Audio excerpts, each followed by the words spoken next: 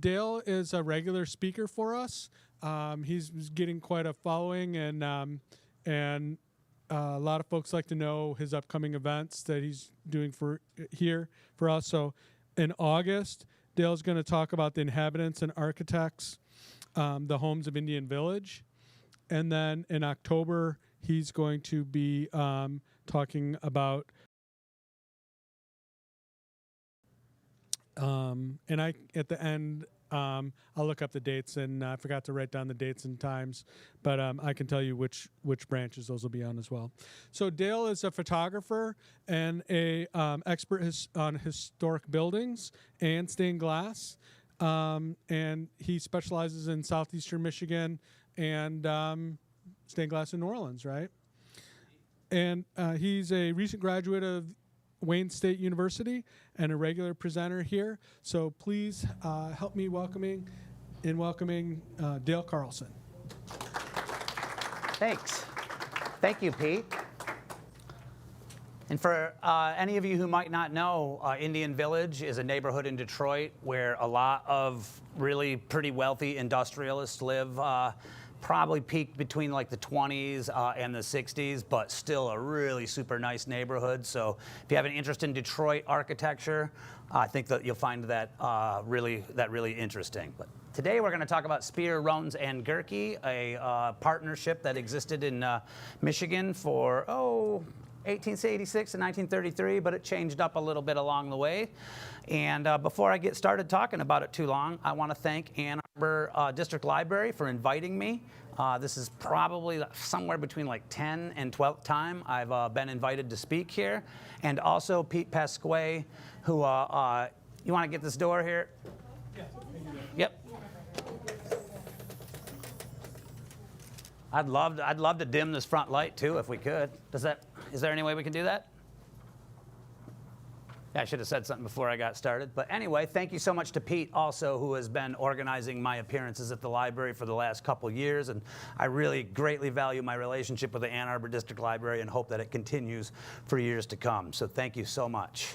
And thanks for all you guys coming today. When we get really nice weather like this early in the spring, you're never sure how many are going to show up, and it's great to see you all here.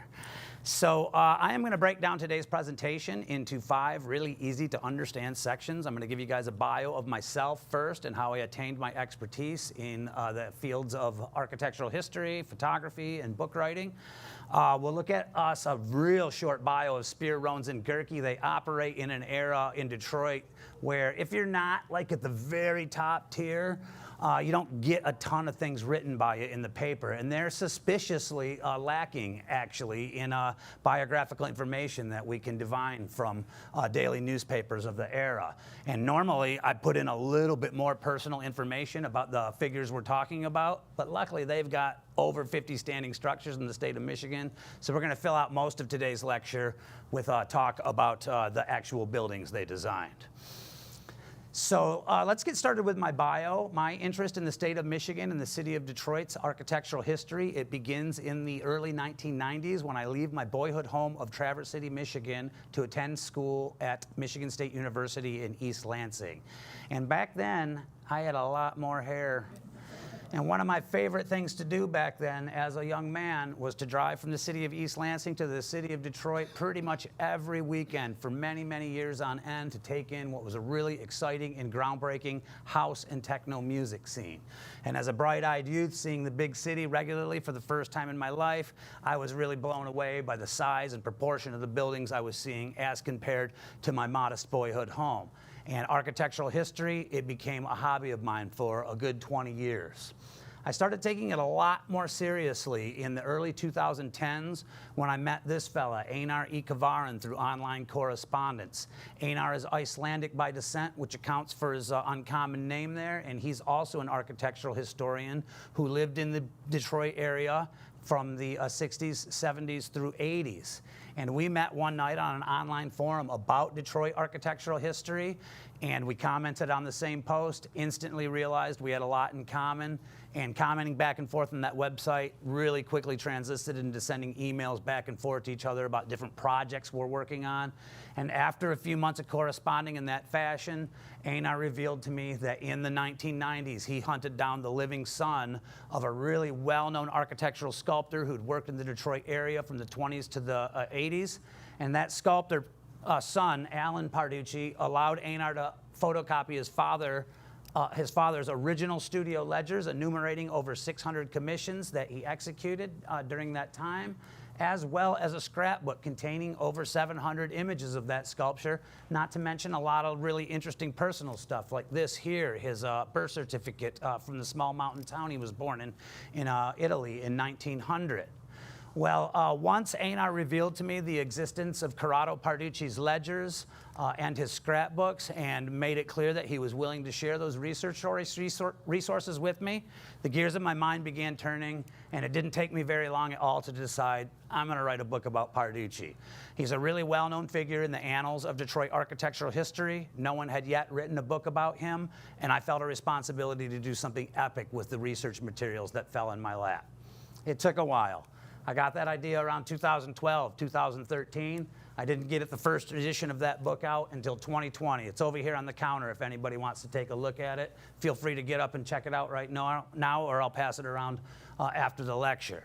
Well, that took about 7 years to get to that point where I could put the book out. I got a second edition out just a few months later that had a few corrections in it.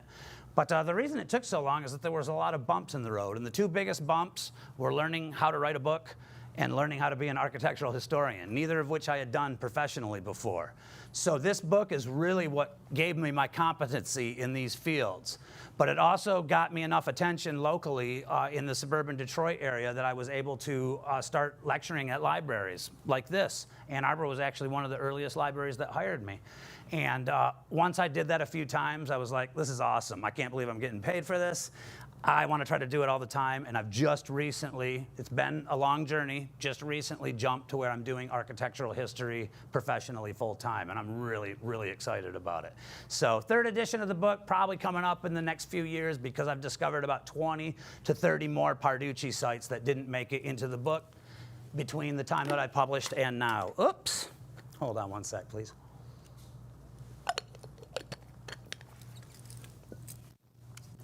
Not only did this book make me a competent architectural historian, hopefully, it was so fulfilling. Oops. Thank you. You're welcome. Sorry. The experience of writing the first book was so fulfilling that I immediately followed it up in the next 2 years with 2 more books. One about Albert Kahn's extant structures in the Detroit metro area. And for those of you who are new to the area, this is our most important architect that's ever come out of this area, just for the record. And then also I spent a lot of time in New Orleans, and in 2022 I released a book about stained glass there, and I actually got a gig based on the strength of this book. I'll be doing my first out-of-town lecture in New Orleans in August, and I'm really looking forward to that. So now you know a little bit more about me and how I attained my expertise. Let's move on to our subject for the day. Oh, but not before I ask you to sign up for email updates if you like what you hear today. I keep my audience informed of where I'll be lecturing next, and I also periodically send out educational emails about architectural history in Michigan, in the metro area, and the city of Detroit specifically. So I'd love to see your name on that after we're done today. All right, so let's work a little bit on Spier and Rohns biographies. And again, kind of odd, they have a lot of contemporaries through this era that actually do have a lot more personal information written about them. It's kind of surprising me when I started doing the research for this lecture how few biographical references there were to them. But they get in the paper all the time about the buildings they're designing. And once in a while, you get personal tidbits from those articles that help you flesh out some of their personal lives. Let's start off with Spier, who was born in 1855 and passes away in 1931. This article from the Detroit News is an obituary that gives us a few details about his life. He's born in Buckeberg, Germany. He comes to the United States in 1873. I'm not sure what he does with his first 10 years. It does say in the obituary it's on the East Coast. He moves to Detroit in 1883 to be the superintendent, the construction superintendent of the old Michigan Central Station at 4th and 3rd. This is the station that the current Michigan Central Station that just got renovated. It's the station that it replaced, and it was a really important station in Detroit for many years. About a year later, he co-founds with Rohns a company named Spier Rohns, and that company lasts for about 23 years, at which point they add a junior partner by the name of Hans Gehrke. And from 1908 to 1912, there's Spier, Rohns, and Gehrke, and then Rohns drops off to be a construction superintendent, interestingly, in 1913, and we're left with the firm of Spier and Gehrke, and you'll find out in just a moment, too, that Gehrke has some solo years after this is done, too. So he dies at his Poplar Park home in Pleasant Ridge at 75. That's just a little bit west of Woodward, south of where 696 crosses over. Not a lot of personal information about him in the paper, so I'm going to try to throw in just at least one or two personal things about these guys, but believe me, this information is sparse in the paper. I love this photograph here because Emily and Frederick, they kind of look like one of those couples that starts looking like each other as they get older, don't you think? Well, they were married for over 50 years, and this is an article celebrating their golden anniversary, although some poor copy editor accidentally puts 15th in there. And for 1 second, I was like, wow, they got married late in life. But as I read it closely, it was their 50th anniversary. So just a little bit of extra information about their personal lives there. Spier, he lived when he first came to town at 23rd and over kind of by the, where all the trendy Mexican restaurants are in Mexican Village in Detroit where the tourists like to eat. And it's not surprising he lives in that area because his first job in town is superintending. Oh, actually, that doesn't make sense because he superintends the one downtown, not the one that got built. It's kind of interesting that he ends up in that area, though. So he is there from 1889 to 1911, 1912 to 1919. He lives at 204 Holbrook. That's about 1 block east of Woodward, 6 blocks south of Boston, for any of you that know Detroit geography. And then from 1920 to 31, he lives at Poplar Park, where he passes away in 1931. From 1886 to 1894, his business was based in the Buell block. This is a building that stands where the present Buell building is today, but it was a much shorter building. We'll see a picture of it in a moment. And then his company designs the Chamber of Commerce building in 1895, and his offices are in that building for most of the rest of his career. Moving on to Rohns now. Rohns has got an Ann Arbor connection. I'm not really sure where it started, but he ends up passing away in Ann Arbor in 1951. He lived right in the middle of the student ghetto at 1103 Church, which is kind of interesting because it was less like it is now back then. In fact, there was probably quite a few more professors and staff living in that particular area. They've kind of moved a little bit farther out from where the students live these days.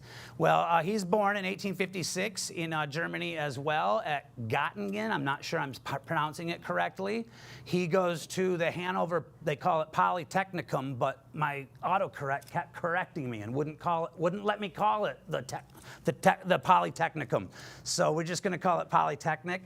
He immigrates just like Spiers to Detroit in 1883. In his obituary, it mentions that he works in the offices of Gordon Lloyd and Elijah E. Myers, 2 really important architects of Detroit's past. But I was not able to confirm that by looking at Polk's listings, so they must have been very, very short stints. That's my personal feeling on it. He co-founds with Spier Rohns in 1884, stays with that company through 1907, at which point, again, Gehrke joins. Spier Rohns and Gehrke until 1913, at which point he leaves the partnership to form his own business where he's a construction superintendent, and he superintends construction of some super important buildings, as you will see towards the end of the lecture. He died at his Church Street home in Ann Arbor at 95 years in 1951. Nice long life. I hope I make it to 95.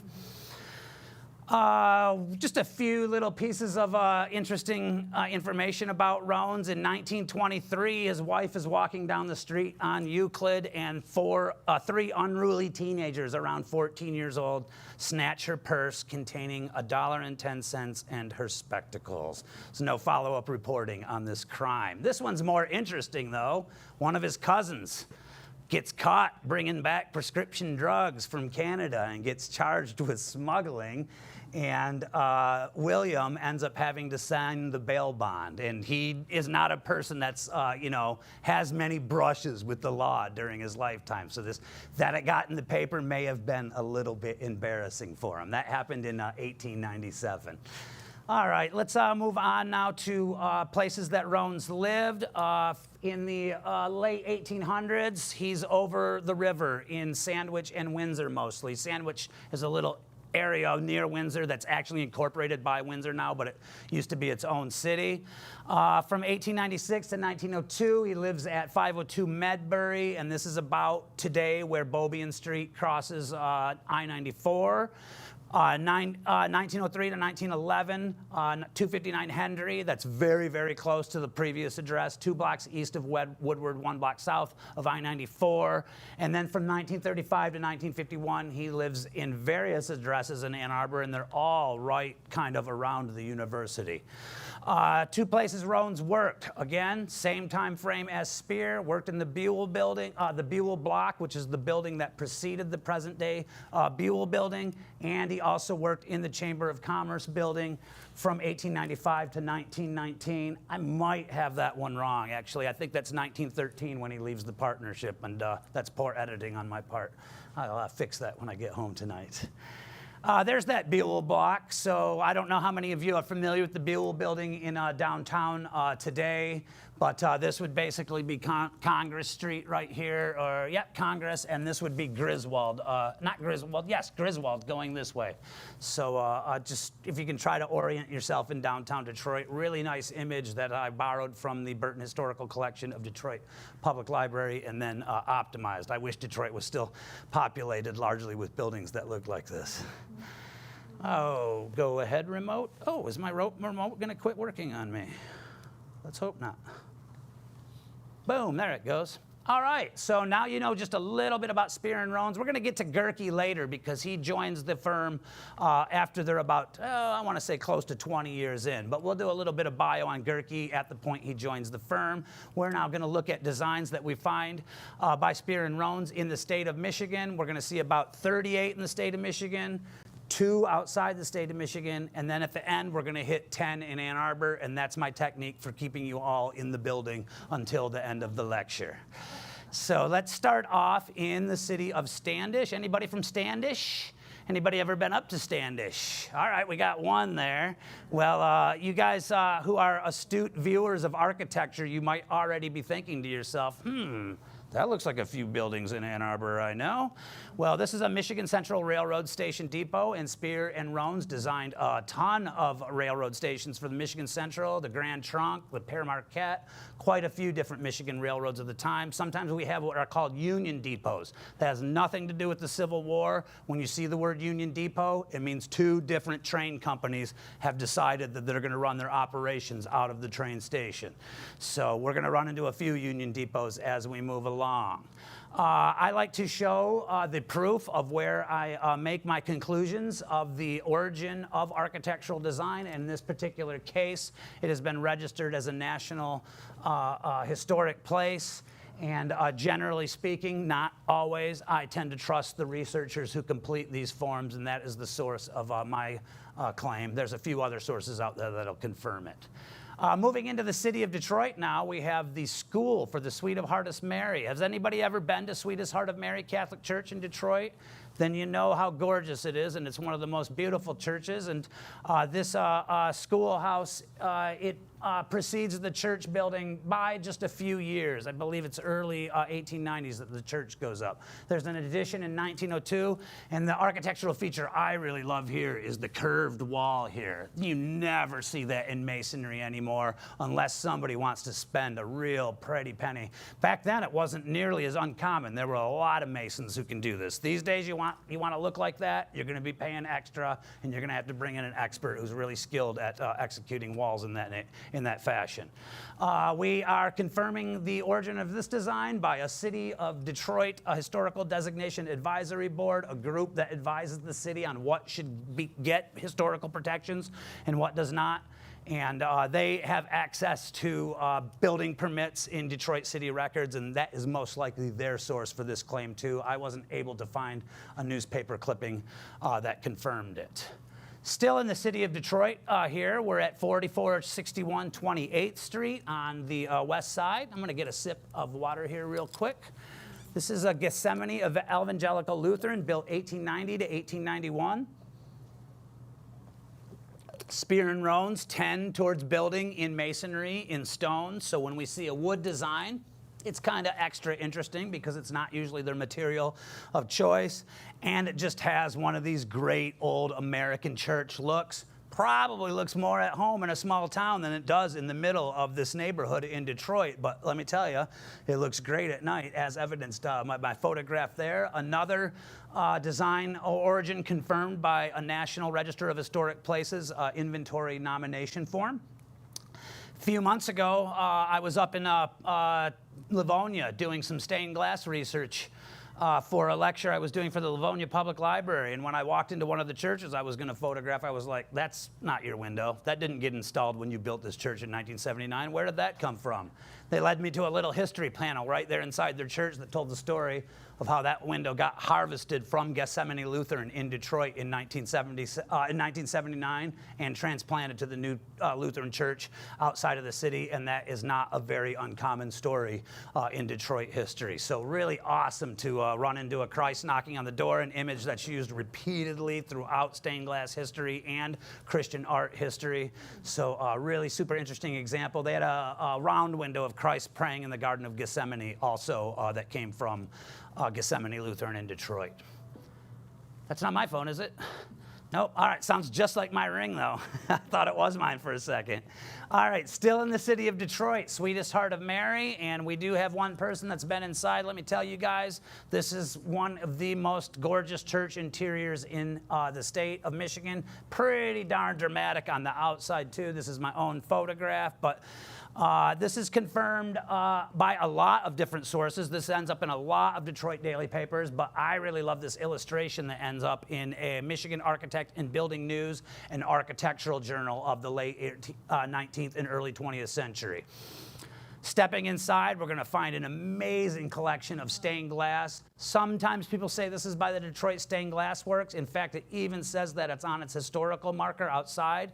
But I can tell you, I know a lot of architectural historians in Detroit, and this is a disputed case. There is another company that it competes in history for this attribution. I can't remember their name off the top of my head, but I do like to tell people whenever the subject comes up about the origin of this glass that it is disputed, and usually Michigan historical markers can be very trusted, but not everybody's perfect, and in that particular case, there's some misinformation on that one, in my opinion. Let's get just a few more looks here. Beautiful ceiling. And I know a lot about the Detroit Stained Glass Works, and it just doesn't fit into their stylistic mode during this era, in my personal opinion. That's why I don't tend to believe the Michigan State Historical Marker. But again, there is a reference source out there that mentions another company. I've got to isolate it. I love this one right here. We've got a child Christ here helping Father Joseph and Mary with carpentry tasks, because most of us probably know Christ was a carpenter. So that is called the Holy Family window. And I bring up the stained glass because in this era, a lot of your top church designers, they work closely with the administration of the church to discuss the stained glass program, and sometimes go as far to designing the traceries and the window openings out, keeping the desires of the future glassmaker in mind. Sometimes those arrangements are made in advance, so the architect's input is really important. All right, moving to downtown Detroit now, we are going to find the Detroit Chamber of Commerce building at the corner of State and Griswold, and this is the oldest standing skyscraper in downtown Detroit. There was some earlier tall buildings built that have been torn down since. This is the oldest one that's still standing. When we look at the regular opening there on State Street, we're like, wow, what an awesome piece of architectural sculpture that must be 100 years old. That was installed in 2018 when the Catholic Archdiocese moved into this building. This is a dying art, architectural sculpture, so they paid a ton for this because there's only a handful of people left in the world that can do architectural sculpture this perfectly. It's full of symbols of Detroit. I can't get into it too much because it doesn't pertain to the Spier Rohns legacy too much.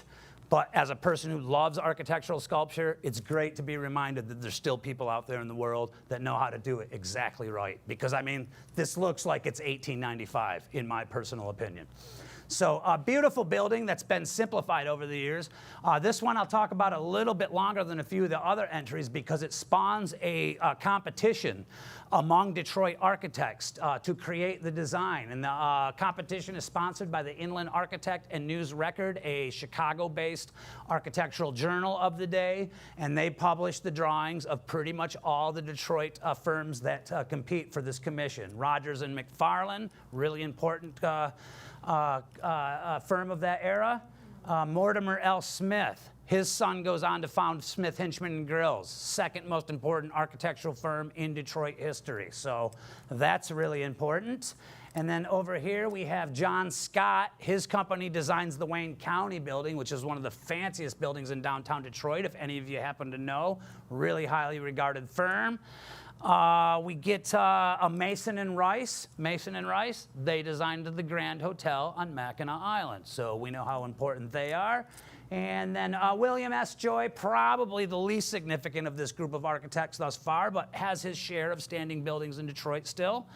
Malcolmson and Higginbotham, for some reason, they get to submit 2 designs, neither of which get built, but Malcolmson and Higginbotham, they designed the vast majority of Detroit public schools between about 1912 and 1930. So if you went to high school in Detroit, there's a really good chance that you went to a school that was designed by Malcolmson and Higginbotham. All right, and finally we get to the Spier and Rohns design, and we can see, you see these little, there's no columns here, there's ladies holding up the next floor. Those are called caryatids, kind of an odd word to say, but unfortunately, the caryatids, it gets built with the caryatids, but the caryatids get taken away at some point. Even in the newspaper rendering, we can see the caryatids there, which is a great, if you love architectural sculpture like I do, you love it when you find a building with caryatids. But anyway, we have a classic photo from the Burton Historical Collection. I know you can't see it very well, but trust me, the architectural sculpture is there. This is my own photo from just a few months ago, so we lose a few of the best features. All the arches, like on the 4th, 5th floor there, they get taken away. The cornice is overly simplified in keeping with changes to Detroit's city code that happened in the middle 20th century. And then we also lose the main arch over the main entrance, and this is now our main entrance these days, and it still does have its arch because we just saw that tympanum that they installed recently. So still a beautiful building, but not quite as awesome as it was when it opened up in 1895. So there's your Detroit Chamber of Commerce. If you guys haven't visited downtown Detroit yet, you newcomers to the Michigan area, go check it out. It's got the top architectural intrigue in the state is all condensed in a very little area in the downtown, with a little bit in the News Center area, which is a couple miles north of downtown. All right, we're going to step across the river now to a Presbyterian church, and you're going to notice that there is a preponderance of Presbyterian churches in here. There's a reason for that. The Detroit News Tribune confirms that Spier and Rohns are the designers of this church, and why might it have been easy to get this commission? Because Rohns is actually one of the church elders, and he gets interviewed about the church's progress for the Detroit Free Press in 1907. Really gorgeous church that I photographed back when I was working on my con book. On the day I went to get all my con shots in Windsor, I grabbed a few by some other architects important to me as well. All right, back to downtown Detroit. Not very far at all from the Chamber of Commerce building we just discussed is the Bamlett building at 1265 Griswold. Goes up in 1897. It's got a very thin evidentiary trail, though. This is a story from the Free Press from many years after this building was erected that talks about some of the Spier and Rohns designs of the past. The Bamlett building is mentioned. It's the only mention of Spier and Rohns designing it that I've ever come across. It does fit their stylistic mode there. We can see there's 2 floors that have been added on the top. I have some evidence that supports the theory that Albert Kahn actually designed that addition up at the top, but it's not strong enough evidence to say outright for sure that it's his work. But anyway, we're only going to spend a second on this one because the evidentiary trail is so thin, and we are now going to move on to Milford Presbyterian Church. Anybody go to Milford Presbyterian? No? I thought I almost saw you raise your hand there. I was going to be really surprised. Well, Milford Presbyterian Church has changed a little bit over the years with some additions. They tore down this tower, or they modified it so intensely that you don't even recognize it anymore. Here's our present day look. I believe that's a fully new tower, but you never know. Some architects can get really pretty handy with changing the masonry arrangement of a tower to give it a much more modern look. We can also see that we get an addition on this front side. Those 4 windows, they're still in there. You can see them just barely peeking out there, but they got a new addition, probably middle 20th century there, that covers up some of it. Generally, as an architectural historian, I don't like that kind of thing, but also we have to accept the fact that churches grow and sometimes they need more space. Go ahead, sir. Is that tower a carillon? A carillon means that there's bells in it. And it does look like there is. I didn't hear them go off while I was there. I'd be surprised if there wasn't, because it almost looks like it has an acoustic quality there that is intended to, emphasize whatever noises the bells might be happening. So I lean towards yes, but I can't prove and say for sure. Inside, we get spectacular stained glass here. This stuff is attributed to the Detroit Stained Glass Works, and that's one of my favorite glass-making companies that made stained glass decorative windows from 1861 to 1970. They were the probably most important stained glass firm to ever operate out of the city of Detroit. And now we're going to head to downtown Rochester. Who's been to downtown Rochester? All right, got a few more raised hands here. Really beautiful building with some really great custom masonry work. Beautiful nighttime shot I captured here, but you know what? You guys wouldn't believe it. This building, it had some problems in the 1990s. It's in the next frame, actually. First, my evidence that proves the origin of its design from the Rochester era, 1902. Look what happened to that puppy. And oh, shoot, I didn't write the date down. I believe this is about 1994. They had a gas buildup inside. It caused a whole corner of the building to be blown off. But the people, Rochester's an affluent community. You can be sure people who own downtown real estate, they got the scratch. And they cared enough about it that they had it completely repaired exactly to the original design. You can't even tell. The hardest part when you're doing something like that is getting the brick color to match exactly. And you see no seam there whatsoever. It's absolutely 100% professional job. All right, let's now move to Lansing. We've got a few people in the house who've been to Lansing before, right? To see the state capitol, yes? All right, good deal. So a couple train stations by Spier and Rohns in Lansing. This is a Grand Trunk depot that is actually owned by Consumers Powers now, who have a big office building right next to it. And, thank you to the corporate people here who have decided to take on this task of caring for a historic structure. That's a lot of extra money they spend taking care of our history, so really commendable. We wish we had more corporate partners like this that cared about history as much as they appear to in this particular case.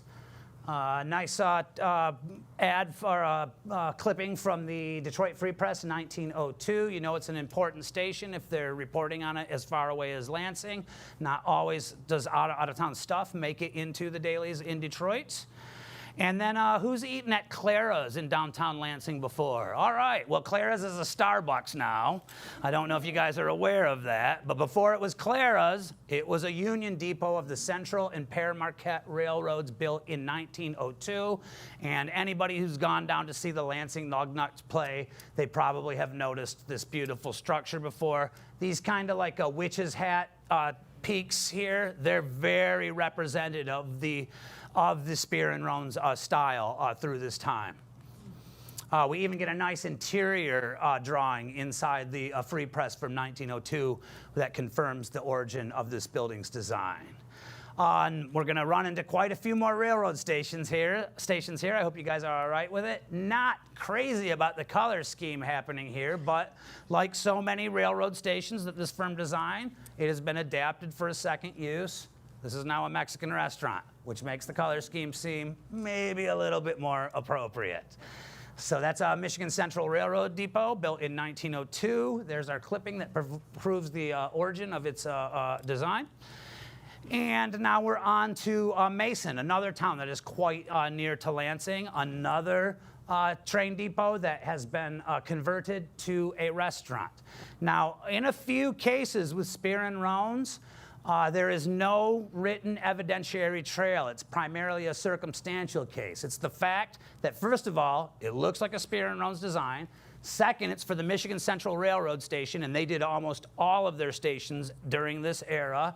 And, I can't remember the third point I was going to make. But this is a more circumstantial case for the Spier and Rohns design attribution. But I personally believe it's very strong just based on all those pieces of circumstantial evidence put together. We're not going to be able to find an actual clipping to prove this one, though. All right, another Union Depot in Durand. Anybody ever passed through Durand before? Couple of people. All right, this is a really gorgeous one. It's actually longer than it looks in my photo there, but another couple of great witch's hat type peaks there, and a great illustration from the Detroit Free Press of November 1902. So they go on a big tear of train designing in 1902, as evidenced by the last 3 or 4 commissions you've seen. Let's now move back into the city of Detroit. And so you're getting the sense already, I hope, that Spier and Rohns, their biggest kind of commissions, their most important commissions are 2, train stations and churches. Yeah, they get quite a few residential designs. They do get quite a few commercial buildings, but these are really their specialty. And I actually don't cover that many residences because I find residences to be a little bit less architecturally intriguing. We're only going to cover one, and it's Ann Arbor. But they did probably like 20 or 30 in their lifetime. But what I really love on this church here, the German Evangelical Lutheran Church of the Messiah, that's a real mouthful. This custom 2-tone brickwork around the windows. This is kind of a brownish stone. This is a reddish stone. We don't really see architects trying to combine those on the same wall too often. And I think it kind of creates a really interesting effect that we don't see on many churches. I haven't been inside to photograph the stained glass here, but they're on my list. Next time I give this lecture sometime down the road, hopefully we can get a few images from the inside. It looks pretty great from the outside. Its design origin is also confirmed by a Detroit Free Press clipping in the year of 1902.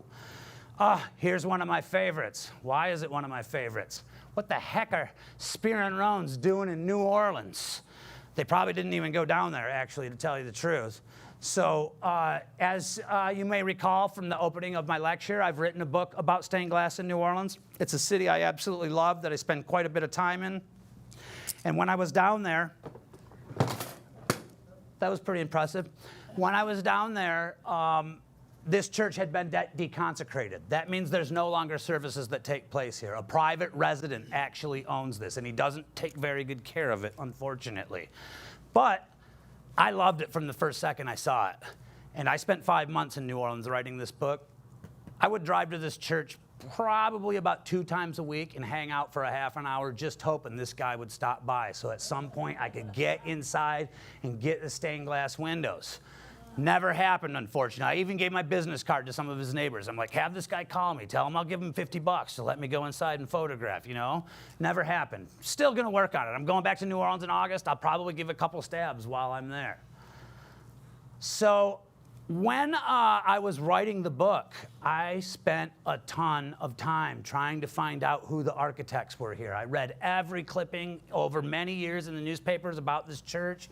In its founding era, it was, New Orleans is pretty segregated through those years. So when it was built, it was considered a white church, and then it was sold to a black congregation later. So there was a lot of articles about its history at that time too. None of them mentioned the architect. So and on that subject, and this is one thing I really love about New Orleans, it's actually a very integrated city now. When this church deconsecrated, a mostly black congregation, they united with a white congregation in a Methodist church right down the street, and now they're a totally integrated congregation, which I think is a wonderful thing. So anyway, never was able to prove it in doing all of my New Orleans research. Well, one night, a couple years later, I'm doing some research on Spier Rohns, and I'm looking just at Detroit papers. And what pops up in one of my search results? I just about fell off my chair when I found this clipping telling a story about Spier Rohns getting a commission from a preacher in New Orleans to design a German evangelical Lutheran church. Why did he want one? Because he came to Detroit on a trip. He opened a paper one day and saw one of the drawings that you likely just saw, and it impressed him so much that he hired Spier Rohns all the way from Detroit to design their church. Just one of the best moments of research for this book that I experienced. Also, I was eventually able to get a shot from the outside that I, jacked the saturation up to about 100% and made it work for the book. So it's in the book. All right, enough about St. John's Evangelical Lutheran in New Orleans, built 1903, 1904. Let's now move on to the joining of Hans Gehrke in the firm. He actually begins working for Spier Rohns as a draftsman in 1901, and he goes to the University of Pennsylvania during those early years as well. He doesn't become a full partner of Spier Rohns and Gehrke until 1908, and then after Rohns leaves, he stays in a partnership with Spier until 1923, at which point he goes out on his own for a few years. He died at a nursing home in Detroit at 85 years old, and he came to Detroit in 1900, even though his obituary gets it a little bit off on the years there. He was involved in the Detroit Architectural Club for a few years, around 1906, just to give you a little bit of extra color to his life. There he is right here. This guy right here is C. Howard Crane. He's like one of the most important theater architects in America at this point, and he's the president of the group. Gehrke's the treasurer. So just a little bit of extra about what's going on in his life, because again, much like Spier Rohns, there's not a lot of personal information given about Gehrke in Detroit in free press and news reportings of the era. 3 places Gehrke lived. He lived at the St. John's Evangelical Church Rectory. Was he also a preacher? No, he was not, but we'll explain why he lived there in a second. From 1909 to 1914, he lives about 1 block away from that rectory on Maple Street. This is over by Eastern Market, for any of you who are familiar with Detroit geography. And then from 1915 to 1937, he lives at 604 East Grand Boulevard at Charlevoix. That's about 10 blocks directly east of the Heidelberg Project, again, for those of you who know Detroit geography. He works at the Chamber of Commerce building that Spier Rohns designed from the time he joins the company to the time, when is it? 1919. I can't remember what the circumstances were, why they left. And then he works from 1925 to 1933 in the 10th floor of the Donovan Building at 2457 Woodward, a building that also was the home of Motown's world headquarters for a few years and was demolished right before the Super Bowl in Detroit in 2006. So let's move on to some more commissions by Spier Rohns and Gehrke now. We've got a new partner, and here we have, not surprisingly, a Grand Trunk Railroad ticketing and business office right on Woodward, right down by Jefferson on one of the, this is the second time I've done that, on one of the oldest blocks in Detroit. Phenomenal terracotta embellishments in here. Who likes the band Grand Funk Railroad? All right, we got a raised hand here. Grand Funk Railroad, most of you probably know because you're from Michigan, but most people from out of Michigan, they have no idea that Grand Funk Railroad is a play on Grand Trunk Railroad because they didn't grow up seeing Grand Trunk Railroad stations right in their neighborhoods. So I like to mention that, especially if it's for an out-of-town audience. So you used to be able to buy a ticket here and walk right down to that train station at 3rd and 4th that Spier superintended the construction of. And then a few years later, you know, the big station that currently is standing got built, and at that point you would take a trolley car from your ticketing office. But they had ticketing offices at that train station as well. I don't know when this quit operating as a ticketing office, but it's currently a pub and a restaurant, and you know they got a pretty good following. I see somebody eating there almost every time I walk by. Oh, one other thing about this building, there is some debate among local architectural historians if this is a completely new rebuild in 1910, or if it's the bones of another structure that get a refacing by Spier and Rohns. So there is some debate about that. I tend to lean towards complete rebuild, but there's some people whose opinions I really respect who disagree with me on that. Bethania, German Evangelical Lutheran Church. Remember I was mentioning Indian Village earlier and how I'm going to give a lecture about Indian Village residences? This is right in Indian Village, a really super affluent neighborhood, still to this day, but not like in the early parts of the 20th century where literally there was quite a few millionaires living in this neighborhood. So this is at 2255 Seminole, goes up 1911, 1912, and its design origin is confirmed by a Free Press article from 1911. Borman Building at 601 West Fort Street in Detroit. That's like probably at the corner of, I want to say 4th or 5th there, not too far from the entrance to the Lodge Freeway. This goes up in 1912. Still got a little bit of fanciness up there near the top, but most likely not quite as fancy as it was in its earliest days. Its design origin confirmed by a Detroit Free Press article from 1913. Another commercial building, this one's actually been changed a lot more than the Borman building. This is the Paselius and Company store building. This is like right across from Eastern Market on Gratiot, and it's definitely been modernized. You can't see it very well because this ad of all the businesses involved in its erection are kind of covering it up. But if you look at the top floors there, you can see that it has changed drastically, and it definitely had a more traditional look earlier in the 20th century than it has now. Still looking pretty good for over 100 years old, though, in my personal opinion. Who hangs out in Kalamazoo? Ever stayed at their hotel? Anybody ever stayed at this hotel? It was a Hilton for quite a few years. I'm not sure they're still running it at a Hilton, but it started as a Masonic temple built in 1913 through 1915. Spier and Gehrke are the architects, so we can see at this point Rohns has dropped off, and he has gone into business as a construction superintendent. We'll cover a couple of the really important buildings he did in that role. And just, we'll wait till we get to Rohns to talk about it, but construction superintendents are really, really important. Yes, now known as Hilton Garden Inn. I believe I did check it up. I'm pretty sure it still has this designation, and we are confirming its original design by clippings from the Kalamazoo Gazette of that era. This is a really super interesting one. This is the St. John's Evangelical Lutheran Church, at which Hans lived in the Rectory for a few years, and we still haven't answered why he lived in the Rectory, and also why he gets this commission all by himself and Spiers isn't really involved. This refacing of the building, that means it gets a new stone. So most churches in this era in Detroit, they have an interior steel frame, and this is just an aesthetic that you can apply to the front. It's like changing your makeup, you know? You can make it look different from day to day if you care to. It's obviously a much more difficult process with the building. But anyway, it gets a refacing in this kind of really new material known as a form stone, and it's like patented, and it's actually applied wet, but it looks like real brick, so it's kind of complex. Its origin, the part of the refacing, it's confirmed by the Historic Designation Advisory Board report. So the rectory here was by Spier and Rohns too, 1900. Why is Hans getting this commission?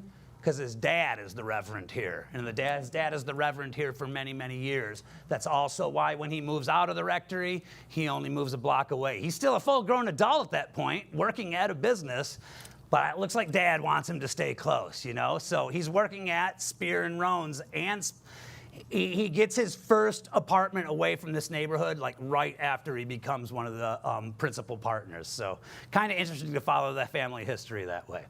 All right, back into downtown Detroit now. We've got an old school fire station on Larned that is too small to hold a fire station these days. So naturally it's been transformed into a different usage, and it's part of the University of Detroit Mercy Law School these days. This is around the corner. You go around the corner, you get these doors. My picture doesn't really give a sense of it, but they're awfully small. And I get the sense that they're still maybe running some horse run carriages out of these doors in the earliest years. I could be wrong about that, but they do seem too small for fire engine locomotives, to tell you the truth.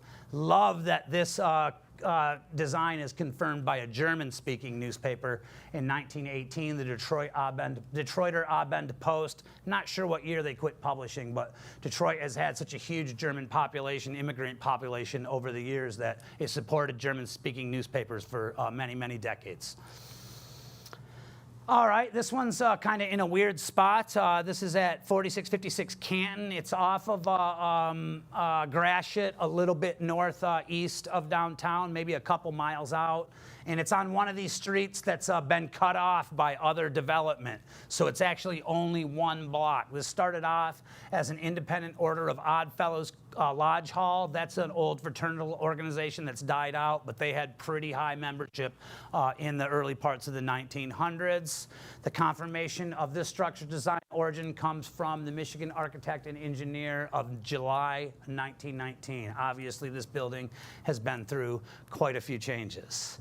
All right, so as we get into the 1920s, Gehrke starts designing a lot of fire stations. Spier may be involved, maybe not, but after they split up, Gehrke keeps designing them. Spier doesn't. So I get the impression that Gehrke's the expert here, and Spier, he's acting in a more businessman's capacity, probably the person that's controlling the financial end of the business to a greater extent than Gehrke at this time. This is at 14,000 Rosa Parks Boulevard. It hasn't been used for quite a few years, obviously, but this red door is still looking pretty great. And Detroit starts adding population, which it did the last couple of years. Maybe this building is not so far gone that it can't be brought back in a later era. There's a lot of buildings throughout Detroit in the last 30 years that looked like they were about to fall over, that got revived and brought back 100% to their original beauty. If it's still standing, it can always be revived. And that's something you want to remind people of all the time, because a lot of people, their first instinct is, oh, kick it down instantly. Well, if that kind of attitude had prevailed in Detroit through most of the latter parts of the 20th century, there'd be like 4 or 5 buildings down there that everybody loves now that wouldn't be there. So just kind of keep that in mind when you're thinking about old ratty buildings like that could use a facelift. All right, this is our first example of William C. Rohns as a construction superintendent. And a construction superintendent is really important because if they're not good, the building is not getting built the way the architect wants it to.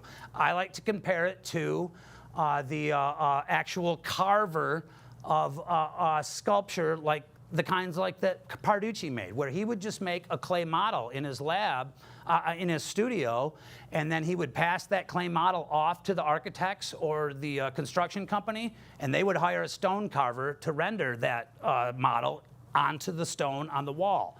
So you have to have a good stone carver. We might not know his name because the stone carver is not carving original art. It's somebody else's idea. Their name tends to fade into obscurity.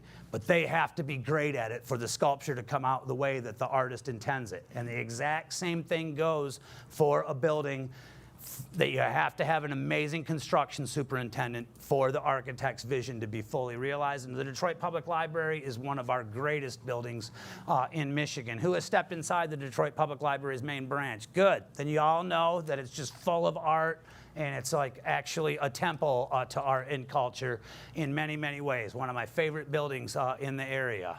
Rohn's involvement as construction superintendent is mentioned in quite a few articles late in his life and in his obituaries. And we're going to see some other really important stuff. You might have gotten a peek at it real quick there, that he gets towards the tail end of his career. Here's another likely Gehrke designed station, Spier and Gehrke, architects of record, but we can see stylistically instantly that it's very similar to the one we already saw on Rosa Parks. And he actually ends up doing this design in a few places. There's one identical one that still stands at 18236 Livernois. This goes up in 1922. And, how did I confirm it? By a Michigan manufacturer and financial record clipping from September 23rd, 1922. great painted Detroit Fire Department emblem there over the side entrance that's kind of covered in shadow right over here. I also got a guy taking down the flag right as I was photographing it. I really like their Board of Commissioners plaque that's still up at these stations, because this guy right here, C. Hayward Murphy, he was a citizen-elected fire commissioner, a really super wealthy guy. He came from the family that put up the money for the Penobscot building, and Albert Kahn designed a home for him in Indian Village. That will be in my Indian Village, my upcoming lecture. All right, here's a great secondary use of a church, which is something I cheer for to happen in Detroit all the time. Detroit had 1,850,000 people at its peak in the 1850s. It now has 640,000 people. When you lose that many people, you can't keep up every building. You're going to lose some gems. There's no question about it. So when we find a church with a successful secondary use, we're really, really happy about it. This one has a coffee shop and a comedy club in it. It's over by Rosa Parks in Boston. And inside, there's a couple original drawings hanging on the wall that show the Spier and Gehrke name. I wasn't able to find any newspaper clippings confirming, but these original architectural drawings are 100% convincing. I didn't get a great shot of them, but I got enough to prove that this is their design. This is a church that has a lot of historical importance in the African-American community in Detroit as well. I can't get into it too deep because we don't have enough time, but there was a really important reverend here by the name of, it's Clegg, I think, maybe Clegg. Did I get it right? Yes. And his career started here before he went on to move on to founded the Church of the Black Madonna. So really important preacher who got his start here, who was really super essential to the civil rights movement in Detroit in the second half of the 20th century. All right, now we're going to move on to some corner bank buildings. Corner banks, almost every corner on Detroit used to have a bank. And there's still a ton of them that stand, and a ton of them have secondary usages. This one, unfortunately, is vacant at the moment, but this is a very, very common corner bank design in Detroit that actually multiple architectural firms executed. And there's a reason for that. It might seem weird. Why are they all doing similar or exact same designs? I'll tell you in a second. The origin of this bank, corner bank's design is confirmed by a free press clipping from 1923. And now let's move on to our second construction superintendent job for William C. Rohns. Who's been on Belle Isle and seen the James Scott Fountain? Almost all of you. That's great. Good. Absolutely, this is some of the best architectural sculpture we're going to find in the Detroit area. Herbert Adams, Oswald Hefner, and Jeremiah Grandelis are our sculptors, and our architect is Cass Gilbert, who designed the Woolworth Building in downtown Manhattan, and also the Detroit Public Library. Just an absolute legend of American architecture. James Scott was not considered a really nice guy, though. For anybody who doesn't know, he was kind of a scoundrel, rapscallion. That's the way he would get described in the papers. But the involvement of Rohns in this commission is confirmed by his obituary from the Ann Arbor News, 1951. And a few other places. And we're back to these corner bank designs. I've zeroed in on this one, but let me show you this ionic pillar here. It's almost exactly the same as the last bank. Also this triangular pediment. And we even get a little piece of architectural sculpture on the side that, well, it bears a great resemblance to another building in Detroit. And its design is confirmed by a news clipping from 1925, but I'm going to hold back on telling you exactly why these designs are so similar for another second or two. All right, we're moving out to the city of Jackson now, where we'll find a Spier and Gehrke designed church. Most people believe that Spier is the predominant design force that comes up with the design. Has anybody ever stepped inside St. Mary Star of the Sea in Jackson? No? Well, the next time you go out to Jackson, make a point of doing so, because it is phenomenal inside. A Jackson Citizen Patriot clipping from May 23rd, 26. It's in the body of the article where Spier and Rohns are noted as the architects. This also has a Michigan State historical marker in front of it that confirms it. But this is why you want to go inside, because it's just got an amazing installation by the Tyrolese Art Glass Company of Innsbruck, Austria. with a really amazing war memorial window here on the end. I think I might have put it, no, I didn't put a detail in of it, sorry. You have to come to one of my stained glass lectures to see that. All right, one more People's State Bank here by Hans Gehrke. He's parted company with Spiers at this point. Goes up 1924-25. It is confirmed in a Detroit News article from 1924, and it looks just like the other ones, doesn't it? Well, there's a reason why. Anybody ever notice the People's State Bank building in downtown Detroit, designed by McKim, Mead & White, the most important architects to ever come out of New York City? This is the only major building in Michigan by McKim, Mead & White. They also have a mausoleum at Woodlawn, but it's kind of minor compared to this. A few years ago, big property owner in downtown Detroit petitioned to have this torn down. There was a huge backlash, which made me really happy. So it's saved for now.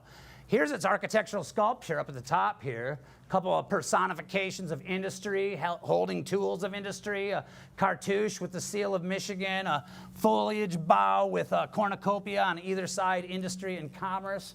Sure looks a lot like that, doesn't it? In the years after this building was designed, a bunch of architects throughout the city started designing corner banks that basically mimicked this front entrance, but in miniature. So if we go around town in Detroit and we start seeing this design around, only a few of them are Spier and Gehrke. Others that have just minor tweaks, they're by other architectural firms. So don't be telling people they're by Spier and Gehrke unless you know they're the exact ones that are by Spier and Gehrke. So there's some Donaldson and Myers that did these, a couple other firms that I can't remember right off the top of my head, but trust me, there was like 5, 6 other firms that were doing designs in the exact same mode. All right, Detroit Institute of Arts.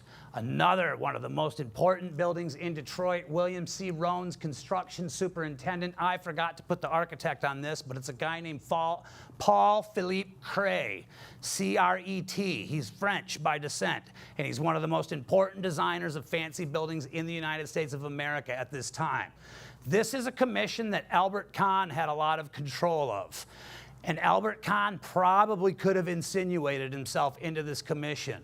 But Albert Kahn knew, as good as he was not the best at making formal buildings. There were people that were contemporaries of him that were just a little bit better at it. And when you're building a building like this, you want only the very best person to do it. And Cret was one of the top available in the United States at that time. Getting the construction superintendent job here, super prestigious. Not quite as prestigious as architect, but a wildly important construction. And hey, guess what? You're going to be working with some super hoity-toity East Coast architects on this one. Maybe if you impress them, you can get some more really fancy commissions later. Well, that's going to happen. So Detroit Institute of Arts, who's been inside? Who hasn't been inside? Hands down, hands down. Anybody? Okay, good. That's what I like to see. All right. Great exterior architectural sculpture here. Great seal of the city of Detroit. This is by a guy named Leon Hermant, who's pretty well known as an architectural sculptor during that time. And again, this commission is confirmed in his Ann Arbor News obituary as well as a few other articles. Back to Spier and Gehrke, though. We're going to go to Dearborn now. And in Dearborn, we get another evangelical Lutheran church, St. Paul's on Beach Street.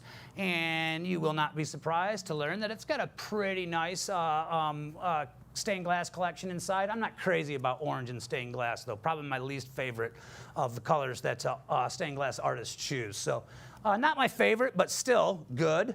I don't dislike it, just a little too much orange for me, but the entire church is decked out stuff in this kind of a theme there, and the design origin is confirmed by a Detroit News article from 1927.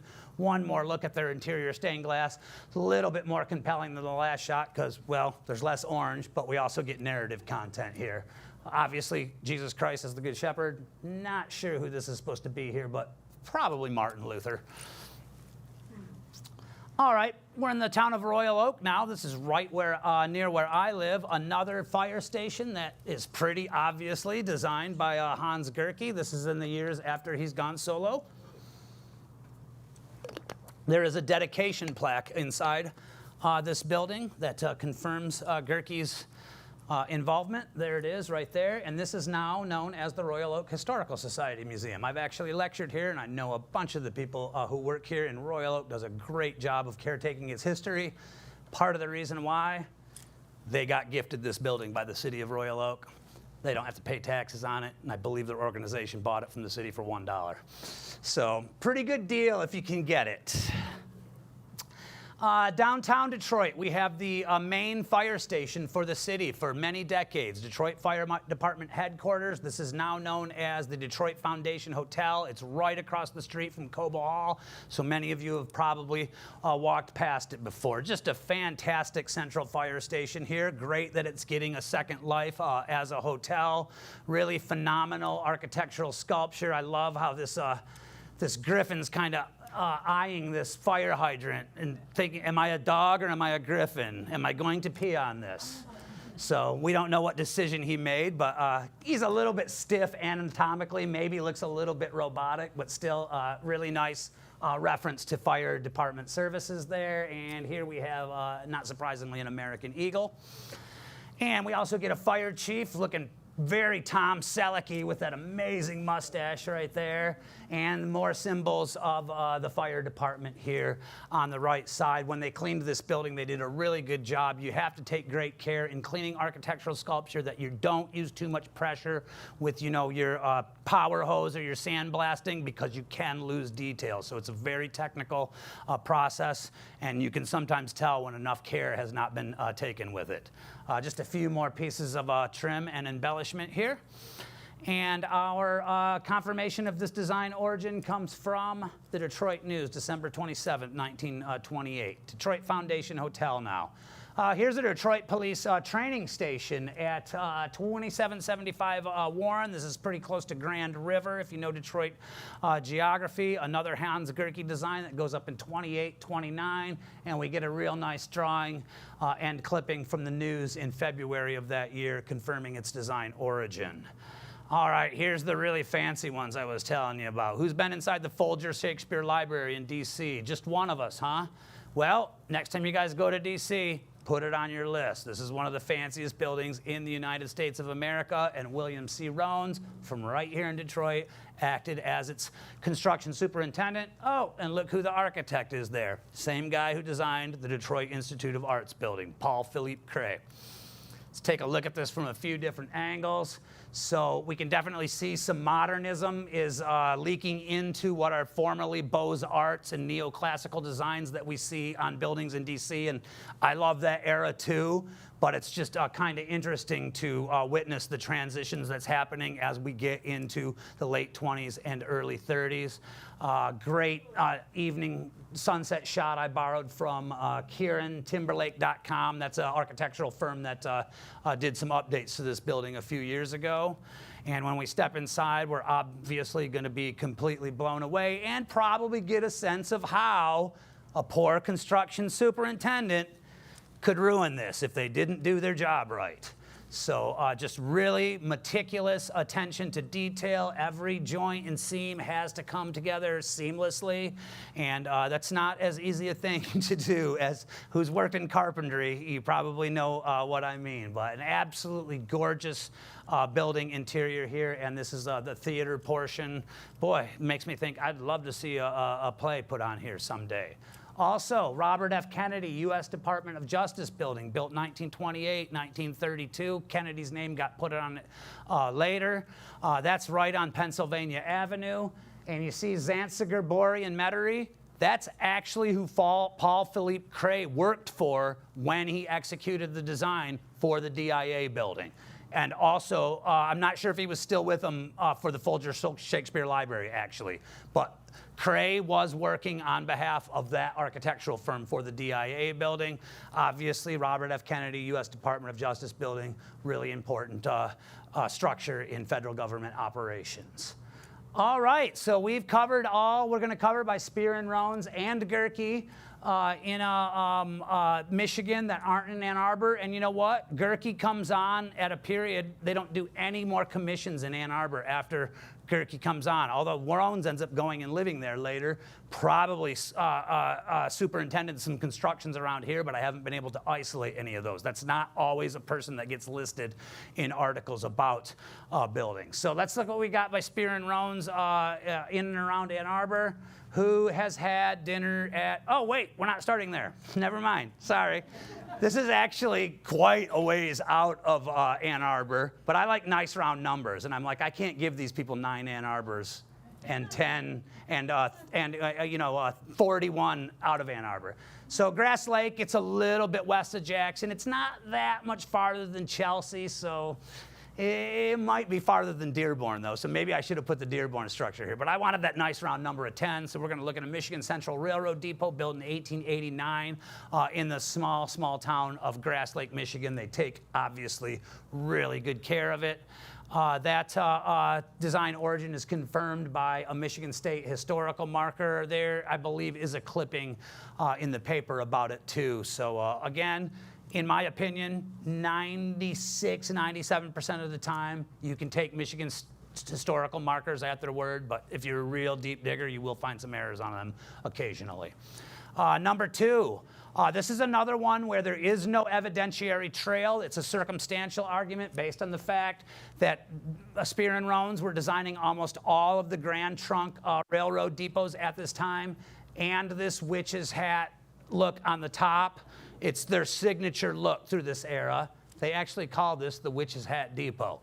So one of their most significant. And I mean, again, not 100% proven, a circumstantial case. I'm pretty convinced beyond any doubt that this is a Spier, Rohns, and Gehrke. In Dexter, kind of just a little bit out of town, we're going to find another Michigan Central Railroad depot in wood, which is a much less common material, makes it a little bit more intriguing. Also a very well taken care of building. Its design origin confirmed by another state of Michigan historical marker, and the fact that Spier and Rohns is designing almost all of the Michigan Central Railroad station depots in this era.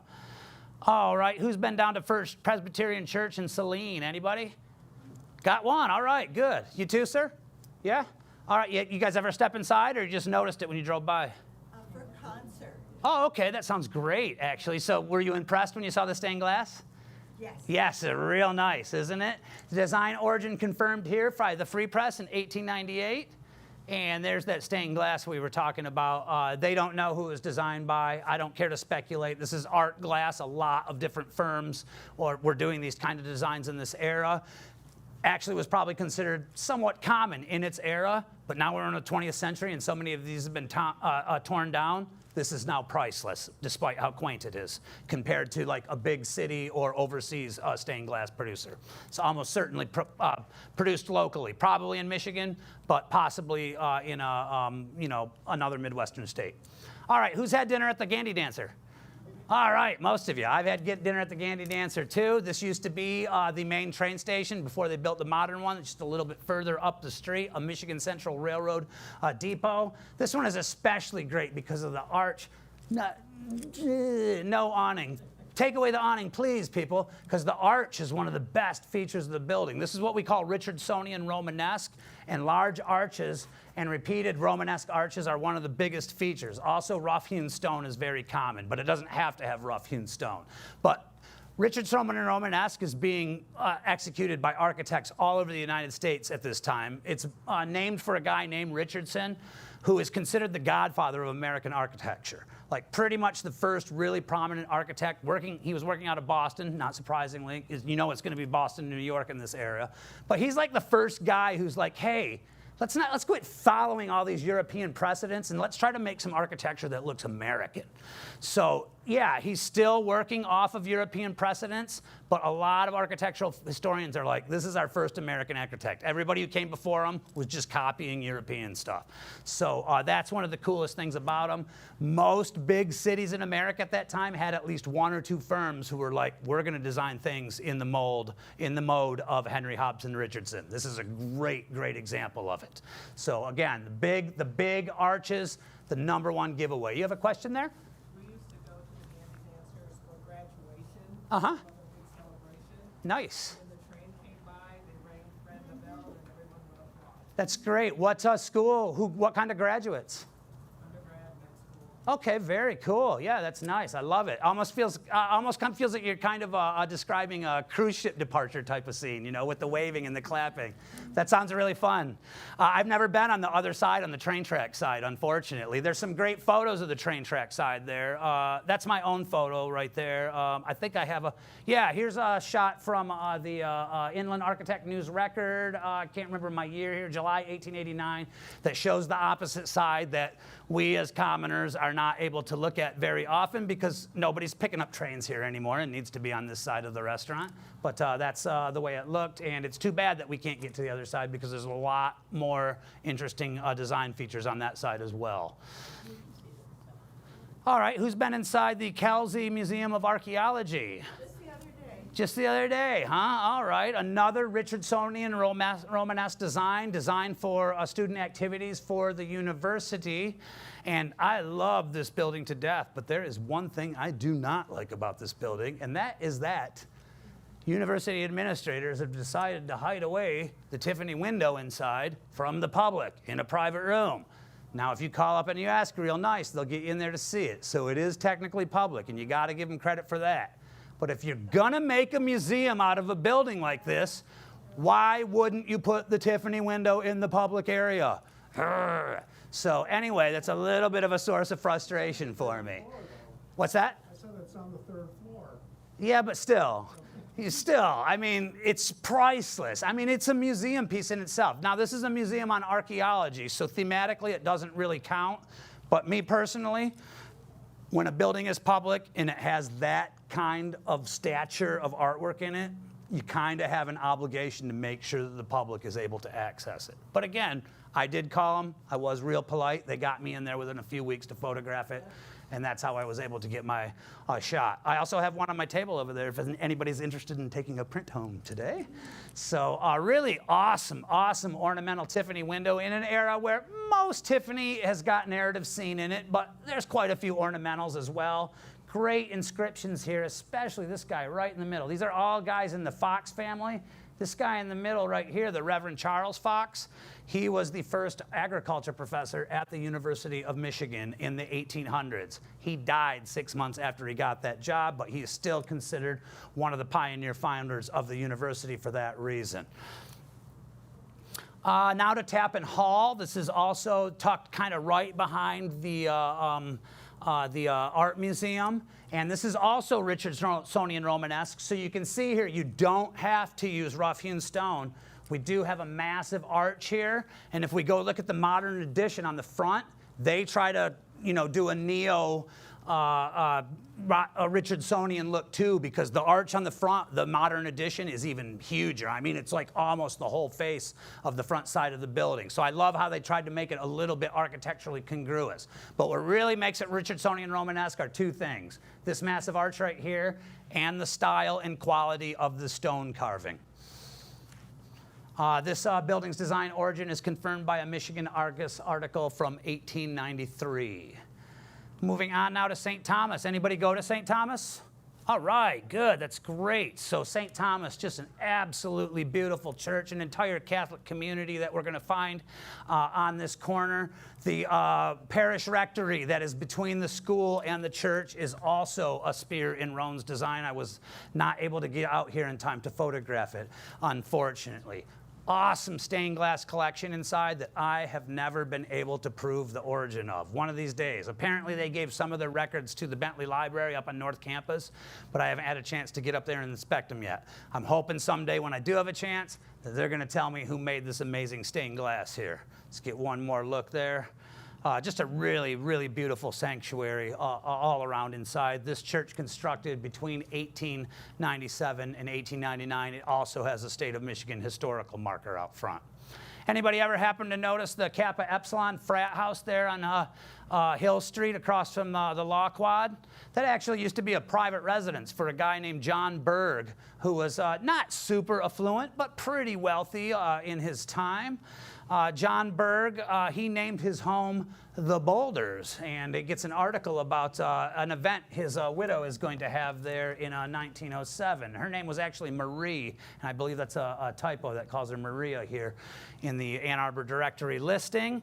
And what can we learn? Oh, also the design origin confirmed by Detroit Free Press article from 1899. What can we learn about Berg? Not a lot. They don't give a lot about him in this obituary. There's quite a bit of fluff. But he owned a shoe business on South Main Street for over 30 years. Shoe repair, shoe making, shoe selling. They don't say, but it's a shoe business. His brother Frank ran a grocery store on 12th Street. Where the hell is 12th Street? Anybody ever seen a 12th Street in Ann Arbor? It's probably around Sewell and Liberty, or maybe up by where Jackson and Dexter split. Because I'm not positive. I looked for some old Ann Arbor maps, but I'm pretty sure the number of streets used to go up higher than currently. I believe they stop at 9th Street. So that's where I believe it was. Other evidence could emerge that proves otherwise. He was a 7th Ward alderman. That's a city councilman. I don't think they use that term anymore. Do they use that term in Ann Arbor, alderman? No, I think city council person. So that's what he was at the time of his death, and he's buried at Forest Hill Cemetery. Not a super important guy, but a pretty important guy of Ann Arbor's past. Last building today, the Samuel Trask Dana Building on the University of Michigan campus in the Diag. This is built 1901 to 1903. Spier and Rohns are the architects, and its design origin is confirmed by a Detroit News Tribune article from 1901, but you can also learn a little bit more about this building through online postings of the University of Michigan, a school that is really great about preserving its own history. That concludes my lecture today, folks. I hope you've enjoyed what you've learned.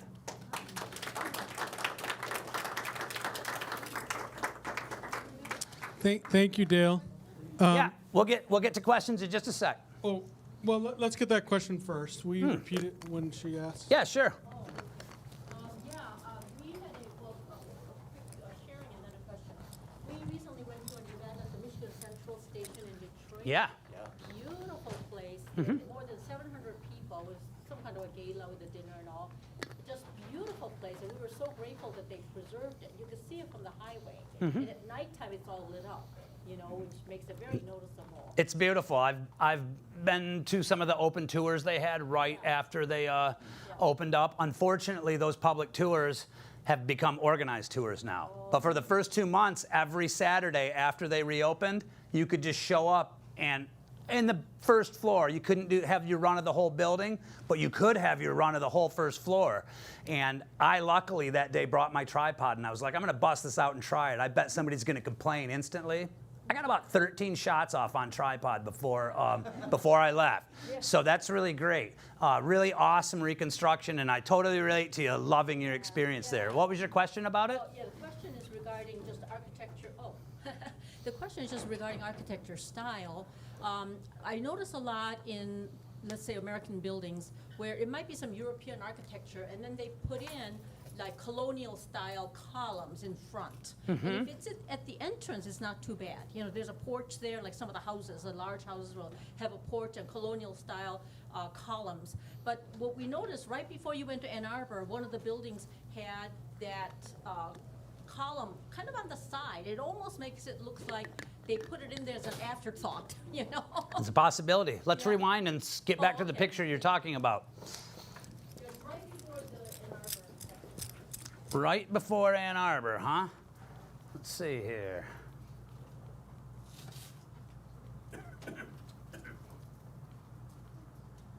Whoops. Oh, keep going? All right. Sorry, I thought it might have been on the Saline Church. Yeah, maybe before then. It's called right there. This. Yes, on the right side.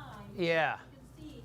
So what is the reasoning behind adding columns like that, and does it serve a purpose? Well, she's asking if these columns serve a purpose or if they're purely decorative. Are we talking about this series or are we talking about this series? Well, the one that you first pointed to, it's kind of on the edge of a building, almost on the edge of a building. Gotcha. In the center where it might be an entrance. Well, columns of this nature originally come from classical architecture. And that is a completely different form of engineering that we use for modern buildings. So technically, the vast majority of columns on buildings in the modern era, they're not necessary. They can be done without the column. Now, it might serve a structural purpose, and in a lot of cases, it probably does. But the question is, can we have a building that serves a certain purpose without this sculpture that serves no function at all? Well, when you're making buildings that you want people to remember in your nation's capital city, we're going to lean towards, yeah, we're putting decoration on this baby, whether we need it or not. You know what I'm saying? So even though these are probably supporting this pediment right here, weight-wise, this pediment's not necessary for this building to function as the Justice Department building. So in my personal opinion, this is more decorative than functional. And, you know, a lot of people like to use the phrase form follows function, and that really does apply to modern architecture in many, many ways. But me personally, I'm way more of an aesthetics person when it comes to architecture, and I like the era where they're putting decorations on building that doesn't really serve any purpose other than let's make this pretty. Well, I like it, but the placement, kind of almost on a corner. Yeah, It's on both corners. it is a little bit odd, but also the building's colossal, you know what I'm saying? So a lot of times with buildings that kind of are forced into a warehouse kind of mode by the lot they're putting on and then what they want to do inside, and they're forced by space to make it into this kind of warehouse kind of look, well, they're still going to put decoration on it because this is a DC government building, you know what I'm saying? So yeah, I agree. It does look a little incongruous because we could totally get away without those extra columns on the side. I like them though. Probably if I got down there and looked at it real closely, the sculpture and the pediment would probably end up being my favorite part of it because I love pedimentary sculpture. I think the question was, why is it at one end of the building? And it's not at one end of the building. It's symmetrical at both ends of the building. Well, I think I can only put so much insight into it. I wish we had Rohns and you know, Zantziger here to answer these questions for us, because I mean, when you're in a role like that as a professional architect, you can believe that your design choices, they probably had a board meeting just like this, where 2 or 3 people were like, why are the columns here and here and not there? What is it? I don't understand why we're having this discussion. What is unusual about having a symmetrical feature on a classical-looking building? Well, I guess it's a matter of personal taste. No. It's usual, though. It's usual to have symmetry. Why are we objecting to symmetry? And best of all, why are we labeling it as something that's asymmetrical when it clearly is not? I don't know. I didn't use the word asymmetrical, but I'm not criticizing this building. I love it. You keep asking, why is there pillars at one end of the Oh, I got you. We have time for a couple quick questions at the end. Okay, here. Let me I think actually we're had her running out of hand up time here. first, and then let's get you next. Thank you. For the Detroit Institute of Art, did they do the Kresge Court, or was that added later? Because as I recall, the museum has different wings. And Great question. So that's one of the coolest things about our DIA building is how versatile it's been over the years.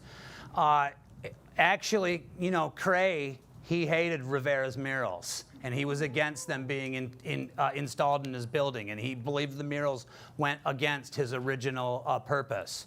So it has been amazingly versatile, and it has had a bunch of amazing additions, some of which I feel like maybe he wouldn't have, Cray would not have been as put off as much as the Rivera murals, because the garden court was intended to be a relaxation spot, and now it's one of the areas of central activity. So you can see it went against Cray's philosophy a little bit, but we here in the modern age that have seen Rivera's murals many times over, none of us are going to say that's a bad thing, you know? And if any of you are, I'll argue with you about it all day, because that's one of the greatest treasures of Detroit art. I think I'm getting away from your question a little bit, though. Remind me a little bit, what was it? Oh, okay, sorry.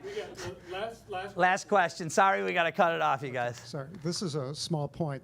I'm the son of German immigrants, and your highlight on the citation for the German or Deutsche Abendpost, my mother and father got that. That regularly came to us in the mail. And Nice. when I moved my mother to Ann Arbor, She passed away at the age of 93 in 2022.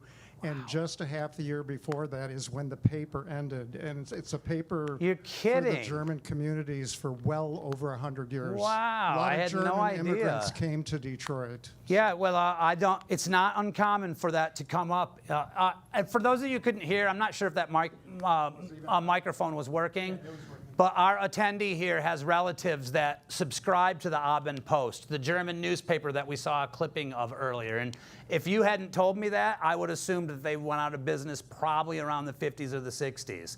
That's great that they kept publishing up into the 21st century. One of the last subscribers. Probably. That's great. Where did she live in Ann Arbor?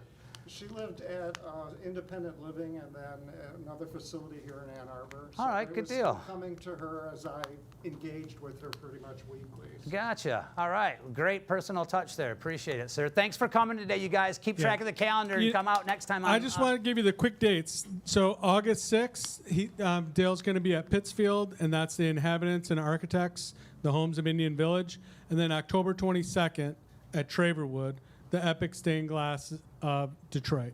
So keep an eye on the website, and thank you very much. Thanks, you guys.